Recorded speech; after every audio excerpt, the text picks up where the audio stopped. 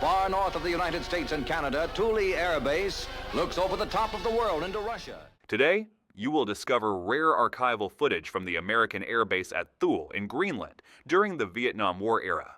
Why was this place so important? What strategy did it serve? Subscribe for more documented history. Far north of the United States and Canada, Thule Air Base looks over the top of the world into Russia, whose industrial heart is only 5 hours flying time away by jet bomber from this Greenland defense guardian. Nestled near the 10,000-foot ice mountain of the Greenland ice cap, 100 miles from the North Pole, the field is the United States' biggest secret military operation since the Normandy invasion. 480 acres of snug barracks, a 2-mile airstrip, heated hangars and warehouses, and mammoth fuel tanks make Thule a full-scale, year-round base for big bombers. The strategic outpost also boasts the northernmost post office in the world.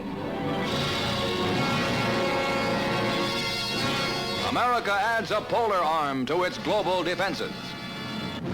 Why was this place so important? What strategy did it serve? During the Vietnam War, the United States was not only fighting in Southeast Asia, it was also engaged in a global Cold War against the Soviet Union. Thule Air Base, located in Greenland, played a key strategic role. It was part of America's early warning system designed to detect Soviet nuclear missiles launched over the Arctic. From Thule, U.S. radar systems could monitor the shortest flight path between the Soviet Union and North America. The base also supported strategic bombers and maintained constant readiness in case the Cold War turned nuclear. While soldiers fought in Vietnam, places like Thule ensured that the conflict did not escalate into a global nuclear war.